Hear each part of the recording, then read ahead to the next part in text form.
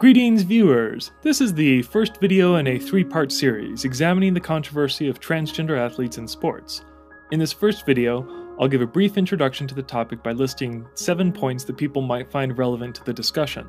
In the second video, I'll review some of the scientific literature on this topic, and in the final video, I'll list some common policy options that have either been proposed or are currently in use by athletic authorities. So why is the participation of transgender athletes a controversy? The main motivator seems to be a sense of fairness. It is not fair and it is not right for our female athletes, and we have a responsibility to protect our girls that have worked really hard, that are working toward college scholarships. Sports are supposed to be fair, to encourage competition and make them a measure of skill and training rather than of bodily advantage. This is ostensibly the reason why we segregate sports by sex and by age. But most people also recognize that this is far from an exact science. It's a bit of a fantasy to think that all members of a given sex are equal when it comes to innate bodily traits. Just how unequal do things need to be before we disqualify someone? Well, let's take a look. Any serious discussion of trans athletes should be sure to exclude some harmful and baseless myths that keep cropping up. The first is the idea that trans women's bodies are no different than cis men's bodies. In the case of trans women who have undergone hormone replacement therapy, this is patently untrue. But in a fascinating point of data, there is some evidence that even before undergoing hormone replacement therapy, trans women tend to have lower muscle mass and bone mass than cis men. A second myth is that any loosening of sex segregation will result in widespread cheating by cis men, eager to go up against weaker opponents by faking a trans identity. Dude, I feel like a lot more guys are going to do this. There's a few that would do it. Oh, 100%. You know, Dana White was joking around about that. Like, I know a few guys, if they could be a world champion, they'd cut their dick off. There's a few guys. Yeah, some guys. The historical record alone should be enough to dismiss this accusation. Several professional sports groups have allowed trans women athletes for decades. Some sports, like roller derby, have removed even medical requirements for qualification in the women's division, and yet have not been overflooded with cis men eager to take home trophies. If there is a suspicion that trans people may be overly tempted to transition, simply to gain a sports advantage, there is a population that seems to completely disprove this idea. As is often the case in issues involving trans people, trans men are not really the source of controversy here. There's simply not much of a hubbub surrounding trans athletes like Chris Mosier, because they aren't seen as having a natural advantage. The idea was that transitioning from female to male, I would never be competitive. And no one ever thought that I would be able to succeed in sport competing with men. So basically, transgender men are kind of just pushed to the side. In the Olympic Channel's excellent series on trans athletes, which I highly recommend everybody watch, there are 4 stories of trans men, and only 1 trans woman represented. Whether this is a deliberate bias to make the stories more acceptable to a potentially hostile audience, or the result of there being more trans-masculine athletes, I simply don't know. But the experiences of these trans men still comment relevantly on the debate. For one, it's important to note that trans men on the whole seem more than willing to compete in male divisions, even if this theoretically meant taking on a more difficult challenge. This is important because it should assuage fears that trans athletes are seriously motivated to transition mainly to gain a sports advantage. I was so uncomfortable in my own skin that it felt like a challenge just to show up at the start of a race and have to pull on a women's swimsuit. And that was the time that I started to decide that I would transition and switch categories to male. It should come as no surprise that controversy surrounding trans athletes usually focuses on, well, winners. News stories and opinion pieces tend to center around people like Laurel Hubbard, who formerly competed in weightlifting as a man, and in 2017 won the Australia International Gold Medal with a lift nearly 15 kilograms over her closest competitor. Look, I just hope that no matter what people think about people in my situation, that they just treat people like me with respect, because, you know, what more can you ask for? There was also an uproar in response to these 2 trans girls taking first and second place in a local school race, for example. It's easy to see how these cases can make people feel that an injustice has been done to those cis women taking second place in these events.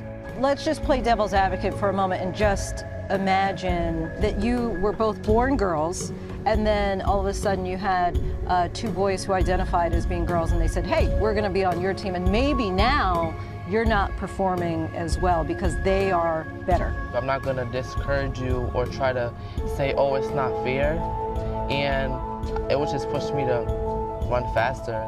I'd be happy for them because they get to do what they want. They're happy, so then that should in turn make me happy. On the other hand, all this attention at the top of the rankings means that it's too easy to forget the vast majority of athletes, both trans and cis. Nobody made much of a fuss about Chloe Anderson, who joined the NC Santa Cruz women's volleyball team, but then they didn't make finals that year. Critics who feel justified in banning Terry and Andrea may feel more reluctant to ban students like Natafon Wingyot, who placed 5th in her track meet. It's worth remembering that any blanket ban on trans women in sports would affect not only top performers, but also those trans athletes who don't rank highly. The division of sport involved might also be relevant to some people, as there might reasonably be different standards for school sports and professional spectator sports. In children's sports, for example, the differing onset of growth spurts mean that it would be much more fair to separate by weight rather than age or sex. Since sex-based differences in bodily performance are greatly reduced in children or even non-existent, segregating children's sport by sex at all seems particularly questionable.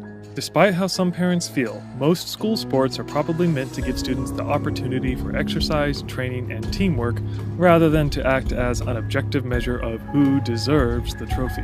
Testosterone ranges for all people are so wide that it's not atypical for some students to have double or triple the testosterone of others of their sex. Height differences are even more obvious, especially in high school. By any reasonable measurement, some students have a natural, unfair, significant bodily advantage over others when it comes to sports. People don't seem to care about these advantages. Nobody is clamoring for certain outliers to be removed from competition just because they are a good 3 inches taller than anybody else. Unless, of course, those outliers are transgender. If we focus for a moment strictly on hormone replacement therapy, the timing of transitioning is also a point worth considering. The effects of estrogen on muscle mass can take several years to reach their full impact. Renee Richards, the famous transgender tennis player, is quoted as saying that, in retrospect, she feels that she did have an advantage over her cis opponents, at least initially. Some aspects of physical advantage are also the result of someone going through puberty as one gender or another. If a male child is prescribed hormone blockers before eventually undergoing HRT, they might not develop many of the physical traits considered advantageous in sports.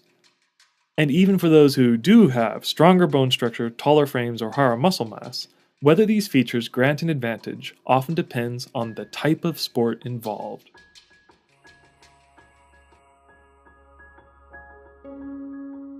The type of sport might make a difference to people when considering the options. Activities that benefit from big frames or muscle density could favor a trans woman, while in sports that favor coordination, speed, or flexibility, it's more likely that a trans woman would have a disadvantage, with a low amount of muscle mass having a larger frame to move around. Team sports are also less likely to be seriously affected by the bodily advantages of a single player, since performance here is closely tied to team coordination. Of course, there is also the sense of danger to consider. Some people might feel particularly concerned with sports involving direct human contact, where a muscular advantage could be seen as a physical threat to women. This is what lets polemicists like Prager University make the very inappropriate comparison between sports injuries and violent domestic abuse. 20 years ago, if a man hit a woman so hard that he sent her to the hospital, he'd be in prison. Now, he can get paid for it. As if the relevant difference between these cases was a sense of political correctness, rather than the fact that MMA participants engage in refereed combative sport with their knowing consent. One question that viewers should consider is whether the consent of other participants is a key factor. In other words, maybe it's fine for transgender people to play in whichever sports division they prefer, as long as their fellow teammates or opponents are aware of their trans status and approve of their participation. One big problem with this approach is that it forces passing trans people to out themselves and places their legitimacy in the hands of their teammates. Fallon Fox, the MMA fighter mentioned by Prager University, competed as a woman several times before being pressured to come out as transgender. It's also worth considering that we usually wouldn't ban other players, even biologically advantaged players, simply because their opponents didn't approve of them. What would professional sports be if this were the case? In conclusion, these are just a few points to keep in mind during the next two videos. I hope you'll take the time to decide which of these aspects, if any, are important for you. And with those topics considered, I hope you'll join me in my next video reviewing some of the relevant scientific literature on the topic. See you there!